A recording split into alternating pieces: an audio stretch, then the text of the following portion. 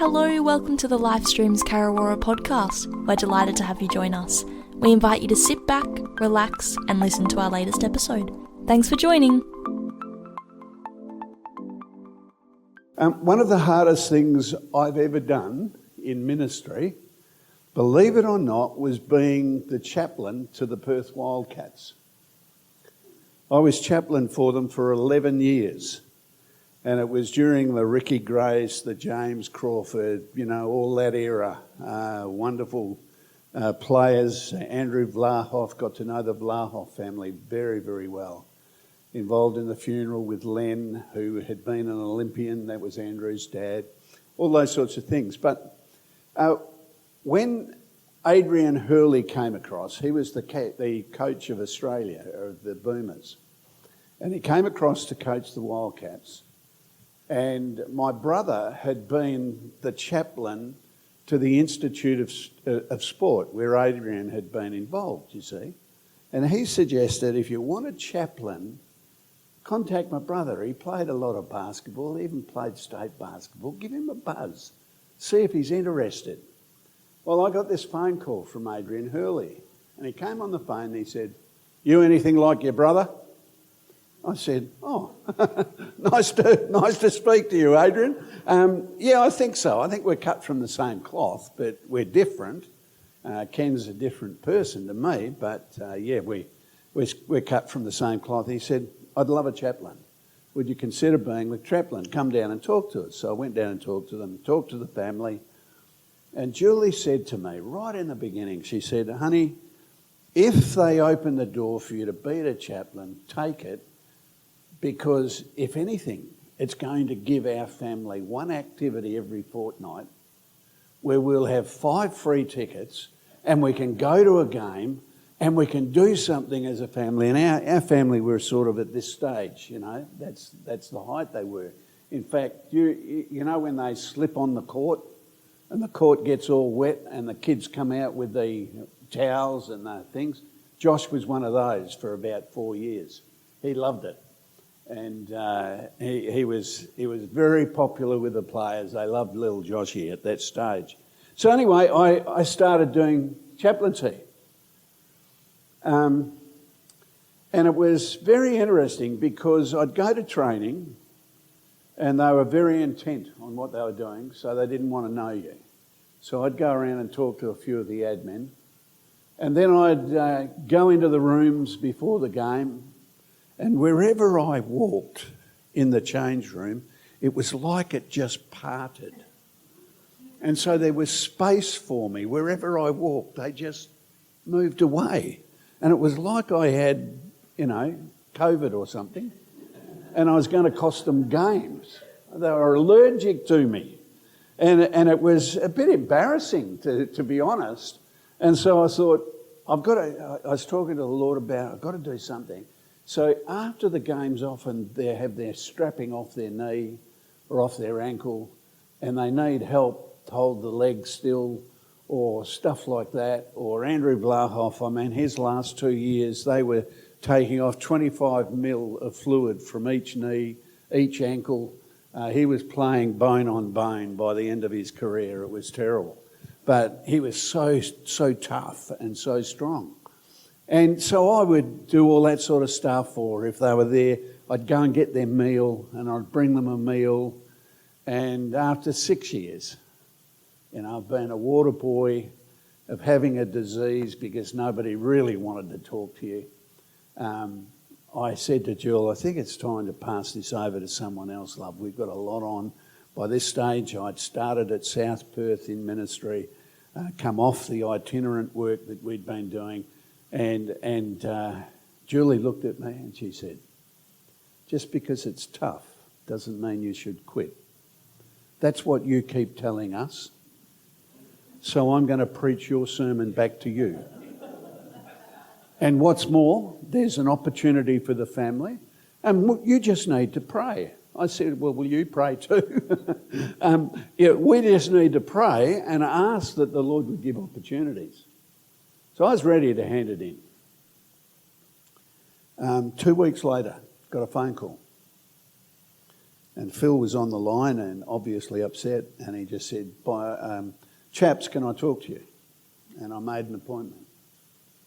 And this young man, giant of a young man, 6'9" tall, big young fella, in the junior boomers, an emerging star. He was an absolute mess at breakfast. And while I'm at breakfast, there's the general manager comes in and he's sitting across the way, right? And he's watching me talk to Phil. Well, I'm going to leave the story there. I'm going to finish it later on. Is that all right? Just remind me, because I want to come back to it later. But I want to suggest that whenever God asks you to do something, or whenever in life you begin to do something, it's normal, if it's going to be fruitful, if it's going to be successful, that you're going to face obstacles and you're going to face challenges. Would you agree with that? Is there anything that you've done of significance in your life that has been easy? There's been no opposition. It's just been a piece of cake. I'm not aware of anything like that. All right? Nothing. And Nehemiah, of course, as you know, now has mobilised the troops, because we've been studying this these past weeks. He's mobilised the troops. He's got all the families divided up, and they're all organised, all committed, all working hard and doing some fantastic things together. And then the opposition comes. So I want to talk about this aspect of vision to reality tonight. And you've got to push through if you're going to achieve the vision. And so the first thing that we see in chapter 4, verses 1 to 6, is a man called Sanballat. Everybody doesn't need a Sanballat, but Nehemiah got him, all right? Because he was bad news. He criticised, he ridiculed, he attacked, and in this sense, he mocked Nehemiah and what the people were doing. So that's the first attempt at discouraging him. And Nehemiah kept at it. They decided to ignore Sanballat and to pray and to work with all their might. And then we come to verses 7 to 9 of chapter 4, and we discover that now they move to a level of accusation where it's threats. And they're going to threaten the people and take it to a new level. And if your enemy cannot fool you, he'll try and frighten you. So what Sanballat does is something very interesting. He gets Tobiah. Tobiah was an Ammonite leader, but vehemently opposed to God's people. He got Arabs. He got a guy called Ashdod, and they came from a Philistine town. The Philistines were the perennial enemies. But he got the Ashdod people on board, and they plotted together to come and to fight the Jews. Now, we're talking about ordinary people rebuilding the wall. We're not talking about trained soldiers here. We're talking about ordinary people rebuilding the wall and working together. But the Ephesians did what we just sang. They recognised that the battle belongs to who? The Lord. All right? They recognised that God had called them to do it. They prayed, they put on the armour, and they kept on working. And what they decided to do, they would divide up, and half of them would work while the other half stood guard with their equipment to make sure the enemy couldn't surprise them and bring them undone. All right? So if that wasn't enough, then there was discouragement. In verse 10 of chapter 4, meanwhile the people in Judah said, the strength of the labourers is giving out, and there's so much rubble, how are we ever going to get the job done?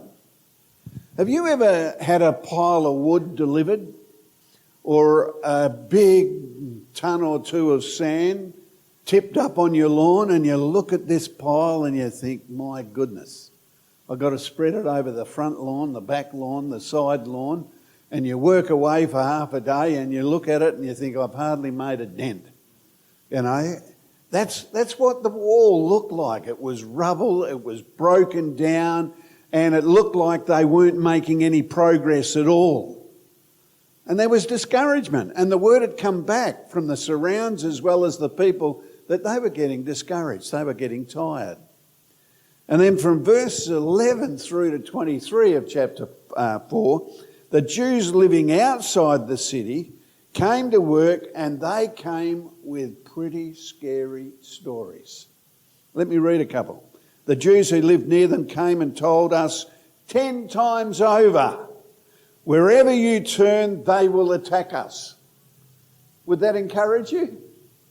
I don't think so. Look at verse 14. After I looked things over, I stood up and said to the nobles and the officials and the rest of the people, don't be afraid of them. Remember the Lord who is great and awesome. Just remember the Lord. Just remember that he's great and awesome. And fight for your brothers, your sons, your daughters, your wives and your homes. Lay your life down if necessary. Again, the greatness of God helps us overcome obstacles. And in this instance, they were pretty scared. They were living in fear as to what might happen from those around about. I think there's something almost to keep in mind too. Remember, Nehemiah had come with letters from the ruling king of the arena, and to take them on would have been pretty dangerous, because I think the old Assyrians might have had a word or two to say about that. And particularly since Nehemiah came from his court, right? He wouldn't have wanted things upset too much. But the reality was the people were under threat, all right? And they were in fear. Now, if the enemy can't get you outside, what's the other way that he tries to get you? It's inside. Now, I want you to notice that what happens in chapter 5 is the selfishness of some of the Jews comes to the fore. And Nehemiah's response might surprise you. All right? And I want us to learn from this, because it's really important we learn from it for a number of reasons. Now, the first thing was that what happened is the Jews who had wealth actually started to extort the people who didn't have much. And they were making money off the rest of the people. And this is while they're building and food supplies were getting less. They upped the price. They made more money. A little bit like Coles and Woolies have done through the recent crisis, all right? A little bit like that. You notice that? Prices have gone up and the packages have got smaller. I do the shopping. I take note of these things. I had a big complaint to Coles last time I shopped as I left. I said, I don't want to pay more for less. I don't mind paying more for what I used to get, but now I'm getting less. It's not good. I might go to Woolies, and then the problem's the same there. And then I go to Aldi, and it's the same there too, and I've still got to do it all myself. Yeah. So anyway, that's what they were doing. They were ripping them off. Now, what was his response? His response was very interesting, because initially it was of anger. Verse 6. Do you know it's possible to be angry and not sin? And in this instance, Nehemiah's anger was not sinful. It wasn't for himself. It was over the unrighteous acts of what people were doing. And he was really angry. And then he was deliberate. And he took time to weigh the situation up in verse 7. It was not Nehemiah's practice to exercise leadership without first praying and reflecting on the situation. And not only that, he resolved. He came to a place of resolution and he said, I'm not going to let this stop us. We've got to address this situation, and I'm going to speak to it, and I'm going to speak to it with strength. And he made his mind up to do something about it. And then verses 14 to 19, had Nehemiah not been an unselfish and sacrificing man, he couldn't have done what he did. But he took them on and he said, have I asked you guys for anything? I come with all of the stuff from the king's household, and I could have all the things and the trimmings that go with it, but have I ever done that? No, I've shared with you all. what you're doing is not right. You've got to put this right. And in that way, the enemy from within had been dealt with, completely dealt with, thankfully. So if that doesn't work, something else happens. Now we come to chapter 6. In chapter 6, we see the guile of the enemy. Beware when the enemy is smiling and holding out his arms to hug you and to get you close. So Sanballat and all his cronies says, hey, come on out. Leave the work there. Let the people keep going with that. You come on out to us. And Nehemiah had the wisdom to smell a rat, because he knew that they were out to take him out. That wasn't going to be the answer. So he resisted that. And then if that wasn't enough, then they came with accusations and slander. Satan is both a liar and an accuser. Always has been, always will be. And it's really important that you're doing the right thing and know how to discern truth from error. And what Nehemiah said in this instance, he said, you guys are telling lies. What you're talking about is not true.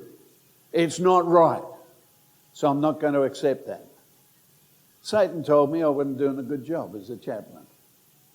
Satan told me to give up. Satan says it's a waste of time. All right? All of these things were part of what I was wrestling with mentally in my job as a chaplain. He was putting me down. He's saying, 6 years. What do you got to show for it? Nothing. Why are you doing it? You're just doing it for the tickets. And I wasn't. I wanted to reach these guys. I wanted to help them in life. I wanted to help them post-basketball to be successful.